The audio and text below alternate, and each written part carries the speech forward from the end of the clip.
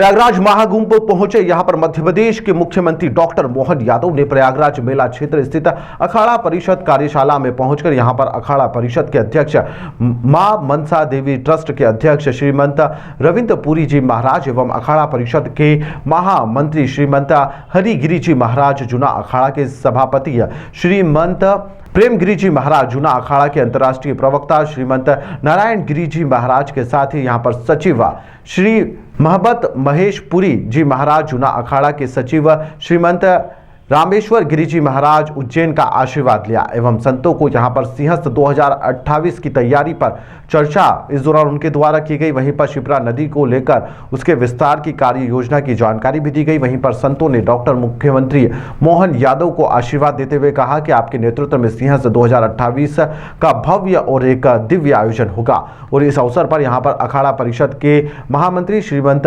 हरिगिरी जी महाराज ने यहां पर मुख्यमंत्री डॉक्टर मोहन यादव से मार्ग की शिप्रा नदी से लेकर त्रिवेणी तक का सिद्धवट से लेकर शिप्रा के गाद निकालकर उसे गहरा किया जाने की बात कही। आंचल में उनका आशीर्वाद पाया, स्नान किया और जैसे कि हमारी गौरवशाली परंपरा है, मेलों में मेले, कुंभ मेले जो हमारे यहाँ सुनिश्चित के नाते से नक्षत्रीय घटनाओं के कारण से जाने जाते हैं, लेकिन इन मेलों से सनातन संस्कृति पुष्पित पल्लवित होती है। सदियों से संत वृंद सबका आशीर्वाद करते हैं। हमने देवता नहीं देखे, लेकिन जीते जी देवता देखने का आनंद यहाँ स्वर्ग समान बरसता है। ये कृपा बरसती में अपनी ओर से हमारे सभी संत वृंद का परम पूज्य रविंद्र गिरी जी महाराज साहब, परम पूज्य हरिगिरी जी महाराज साहब, सारे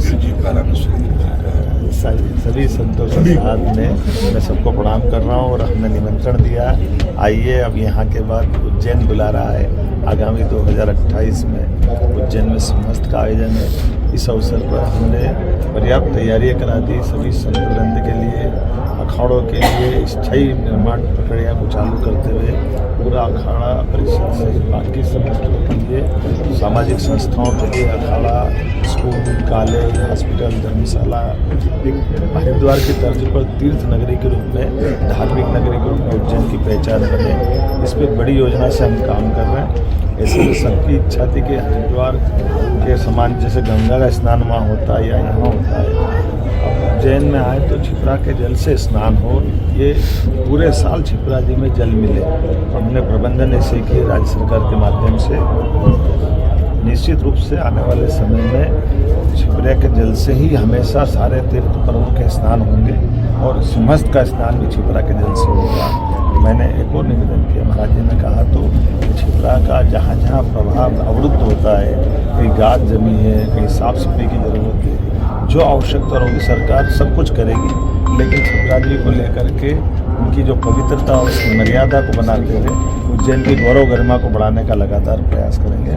मैं पुनः सभी संत चरण में प्रणाम करते हुए अपनी सरकार के लिए उनकी तरफ से आशीष की कामना भी करता हूँ और सनातन धर्म की संस्कृति की ये धारा निर्बल अविराम बहती रहे, ये कामना रखता हूँ। सभी सरोवर की सफाई का काम भी हम करेंगे, क्योंकि जल ही जीवन है। हम हर साल जल गंगा अभियान चलाते हैं और इसमें हमने प्रायोरिटी रखते हुए फिर पुनः संकल्प किया है कि गंगा दशमी तक ये लगातार अभियान चलेगा, बूढ़ी पड़वा से लगाकर, और सारे जल स्रोतों पर काम करेंगे। हमने तो 3 नदी जोड़ो अभियान हाथ में लिया है अपने यशस्वी प्रधानमंत्री के नेतृत्व में। पार्वती काली सिंह चंबल परियोजना, केन बेतवा उत्तर प्रदेश सरकार के साथ, एक राजस्थान के साथ, और अब तीसरी ताप्ती मैया को महाराष्ट्र सरकार के साथ जोड़ करके ये पूरा मध्य प्रदेश जल के मामले में पीने के, सिंचाई के और उपयोगों के लिए जल से सरसब्ज हो जाए इस आह्वान के आधार पर। लेकिन केवल भौतिक प्रगति से काम नहीं चलता है, ये आध्यात्मिक आशीर्वाद भी मिले, सारे तीर्थ चैतन्य हो, सब देवस्थान जगमगाए, ये हमारी सबकी इच्छा है।